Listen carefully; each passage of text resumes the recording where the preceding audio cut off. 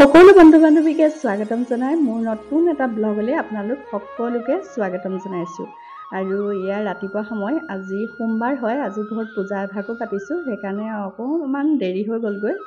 মানে বাহিৰা কাম বনো থাকে যে কিছুমান, সেইবোৰ কৰি মেলি আজৰি হৈ অহালে দেৰি হৈ গ'লগৈ। আৰু সকলোৱে গোসাঁই সেৱা যিহেতু কৰি ৰাতিপুৱা সময়ত, ঠিক তেনেকৈ ময়ো এয়া আজি আৰম্ভ কৰিছোঁহে আৰু মানে। হেল্ল' এভৰিৱান, স্বাগতম জনাইছোঁ। চাইছোঁ আকৌ হৈছেনে নাই।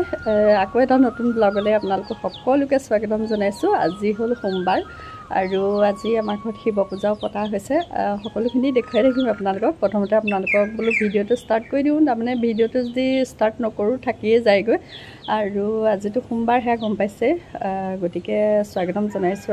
আৰু সকলোকে আজিৰ দিনটোত মানে গধূলি সময়লৈ হ'ব শিৱ পূজা, সেই তেতিয়া আপোনালোকে দেখাম আৰু অলপ মানে বহুত ডাঙৰকৈ একো পতা নাই, ঘৰতে বামুণজন আনি আৰু ভকত এজন মতা হৈছে আৰু সেই তেনেকৈ, কাৰণ বছৰি কৰ্মভাগ কৰিয়ে থকা হয়, যিহেতু এইবাৰ ডাঙৰকৈ পতা নাই আৰু যিটো নিয়ম সেইটোকে কৰিছোঁ।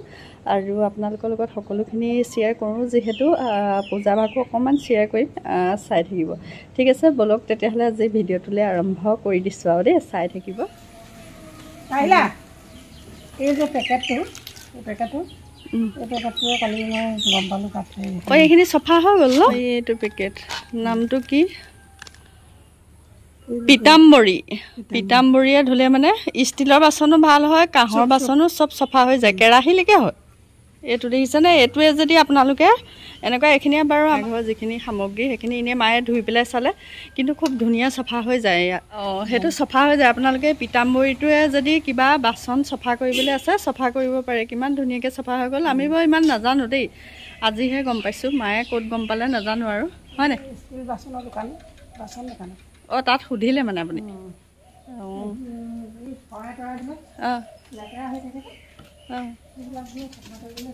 শৰাইবিলাকো চফা হৈ যাব, হয়নে? শৰাইবোৰ মানে চফাই, কিবা এটা কাঁহৰ বাচনবিলাক কিবা কালাৰ এটা যে ধৰে, সেই কালাৰটো কিন্তু ভাল হৈ যাব এইটো সানি দিলে। চকীয়া চফা হৈ গ'ল। মই বোলো আপোনালোককো দেখাই দিওঁ, যদি কাৰোবাৰ কাঁহৰ বাচনবোৰ এনেকৈ কালাৰ লাগিছে নহয়, এই পিতাম্বৰীটো মাৰিব পাৰে। অৱশ্যে বহুতে জানিব পাৰে বাৰু, কিন্তু আমি গম পোৱা নাছিলোঁ আকৌ দেই, সঁচাকৈ কৈছোঁ। বহুত মানে ঘঁহি ধুওঁ আগতে, কালাৰটো মানে চফাটো হয়, কিন্তু কালাৰটো থাকি যায়। কিন্তু আজি বাচনখিনি চফা হ'ল, সেইকাৰণে ভাবিলোঁ আপোনালোককো দেখুৱাওঁ, যিহেতু মই ব্লগ কৰিছোঁ যেতিয়া আপোনালোকে চাওক, যিসকলৰ এনেকৈ কাঁহৰ বাচনবোৰ কালাৰ লাগিছে আপোনালোকে ধুব পাৰিব। আজি বতৰটো খুব ধুনীয়া কৰিছে দেই, ভাল লাগিছে এনেকৈ। ভালকৈ চাওক, মা ভাগৰ আগদাঁতকেইটা লগোৱা আকৌ দেই ৰাইজ। গতিকে মই ভিডিঅ' কৰিছোঁ যে, সেইটো কাৰণে দাঁত দুটা লগাই পটাপট থৈ দিছে বাৰু, একো নাই, চবৰে দাঁত যাব সময় হ'লে, হয়নে? মা আকৌ বুঢ়ী হৈ নাই যোৱা, হয়নে বাৰু? নহয়, আপুনি মানে ধৰক বয়সত যে দাঁত সৰিছে তেনেকুৱা নহয়। মা দাঁত দুটা কেনেকৈ যাবলৈ পালেনো? পৰিছিলে, পৰোঁতে দাঁত এৰালে। গতিকে সেয়াই আৰু পূজা মানে বহুত বিশেষ ডাঙৰ নহয়। যাইজন মাতিছোঁ, তাৰপৰা ভকত এজন মাতিছোঁ, আৰু বছৰি যিহেতু পাতিয়ে থকা হয়, সেইকাৰণে নিয়মটো ধুনীয়াকৈ কৰি মেলি থৈ দিওঁ আৰু।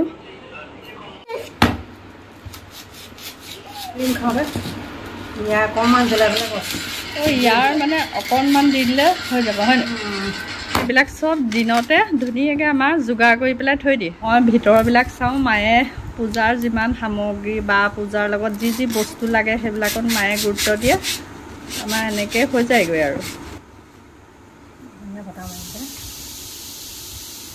আমাৰজনে মিচিক মাছাক হাঁহি আছে। ভিডিঅ'ত উলিয়াব পাৰোঁ বুজিছে ৰাইজ, কিন্তু উলিওৱা মাত্ৰকে কি ক'ব, যেতিয়া মই এডিটিংটো কৰিম নহয়, কেলেই দেখুৱালা, ধেৰ আপত্তি। সেইটো কাৰণে আৰু নেদেখুৱাওঁ মানুহবিলাক দেই। ল'ৰা ছোৱালী থাকিলে কিমান যে কাম বাঢ়ে নহয় জানো, এটা কাম কিবা কিবি নহয় ওলায়ে থাকে। এইফালে মই টিফিনকেইটাও বোলো লৈ যাওঁ বুলি আহিলোঁ, কিন্তু দেখিছোঁ ভালদৰে শুকোৱা নাই। মানে সি স্কুলৰ পৰা অহাৰ পিছত তাৰ টিফিনবিলাক ভালদৰে এনেকৈ ধুই দিওঁ, ধুই দি যদিহে ৰ'দ দি থাকে খুব ৰ'দত শুকুৱাওঁ। আকৌ মানে স্কুলত যেতিয়া তাৰ টিফিন দিব হয়, তেতিয়া কিন্তু গৰম পানীৰে ধুওঁ। আৰু এতিয়া সময় হৈছে কমেও 4:30মান বাজিছে, যিহেতু আবেলি সময়, আৰু আমাৰ পূজাৰী আহিলেই। আজি অলপ সোনকালে আহিছে বাৰু, সেইকাৰণে যিবোৰ বস্তু যোগাৰ দিব লাগে তেওঁক দিলোঁ দি পেলাই এতিয়া মোৰ ভাগত পৰিছে ডালিম গুচাবলৈ গতিকে ডালিমো গুচাই আছোঁ আৰু তেওঁৰ লগত কথাও পাতি আছোঁ মানে অন্য কথা নহয় আমাৰ য'ত আমাৰ মানে ধ্যান পঢ়ে নহয় সেই স্কুলখনত আজি ছোৱালী এজনী পৰি মূৰত ইমানেই জোৰকৈ দুখ পাইছে নহয় সেয়াকে পাতি আছোঁ আৰু গাখীৰ ভিতৰত আছে ভিতৰত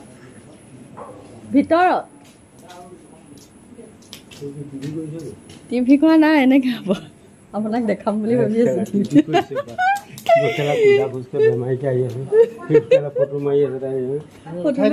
ভিডিঅ' কৰিছোঁ এই মাহীয়ে চাই থাকে নহয়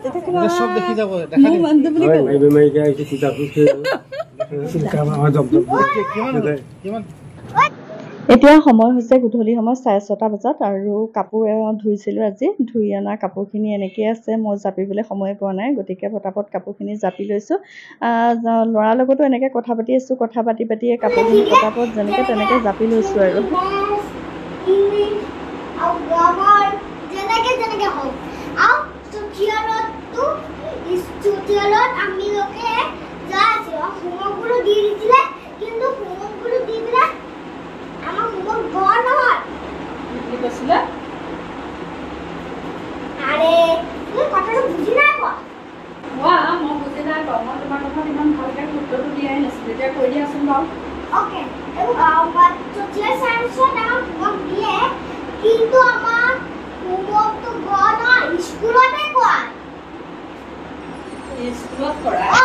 ল'ৰাৰ লগত তেনেদৰে কথা পাতি কামখিনি কৰিলোঁ পটাপট মানে কাপোৰখিনি জাপি ল'লোঁ নহ'লে থাকিয়ে যায় আৰু গধূলি সময়ত পূজা চলি আছে কাপোৰবোৰ তেনেকৈ থাকিলে ভালো নালাগে আৰু এতিয়া ধূনা অলপ দি লৈছোঁ গধূলি সময়ত আমাৰ ঘৰত সদায় ধূনা দিওঁ কিন্তু আজি অকণমান দেৰিকৈ দিছোঁ যিহেতু পূজা আৰম্ভ হৈছে যেতিয়া দি দিছোঁ আৰু এইফালে বুনিয়াৰ থালি এখন পূজাৰীয়ে সজাই দিবলৈ কৈছে মানে এইফালে পূজা আৰম্ভ হ'লেই আৰু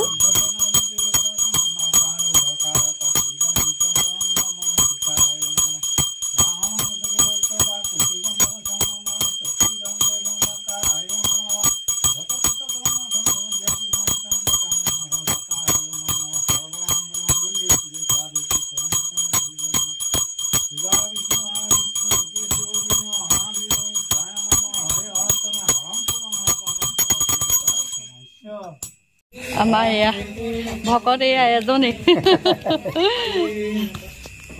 আৰু এইফালে পূজা ভগাৰ পিছত পূজাৰীয়ে বোলে চাহহে খাম অন্য একো নাখাওঁ বুলি ক'লে এনেদৰে দৈ আৰু পুৰিয়ে সৈতে দিলোঁ আৰু এয়া আমাৰ ভকতৰ বাবে আৰু লগত হ'ল প্ৰসাদ ভিডিঅ'বোৰ কৰিবৰ কাৰণে যেনিয়ে তেনিয়ে অলপ লাইট লগাইছিলোঁ তাৰমানে ইটো ফিউজ হ'লে সিটোৰ পৰা খুলি নিয়ে সিটো ফিউজ হ'লে সিটোৰ পৰা খুলি নিয়ে নিওঁতে এতিয়া ৰাতি ভিডিঅ' কৰিবলৈ বহুত অসুবিধা হয় তথাপিতো এইখিনিতে এই লাইটটোৰ কাৰণে অলপ পোহৰাই আহিছে আপোনালোকক দেখুৱাইছোঁ আমাৰ মাজে মাজে শিৱ পূজা হয় তাৰপাছতে যদি হয় দীঘলকৈ দিম আৰু যদি কাইলৈ পাৰোঁ কাইলৈ দিনটো দিম আজি গোটেই দিনটো সোমবাৰৰ যিটো দিন গোটেই দিনটোৰ বিষয়ে আজি আপোনালোকৰ ওচৰত ভিডিঅ' কৰি দেখুৱালোঁ কি কৰিলোঁ কি মেলিলোঁ সেইখিনিকে আপোনালোকক দেখালোঁ আৰু পূজা ভাগো দেখুৱালোঁ আশা কৰোঁ মোৰ ভিডিঅ'বোৰ আপোনালোকে ভাল পাব আৰু আচলতে কি হৈছে মই ব্লগ নতুনকৈ কৰিবলৈহে লৈছোঁ আপোনালোকেতো মোৰ পৰা মিছ হ'লে চাই আছে নহয় জানো গতিকে চাই থাকিব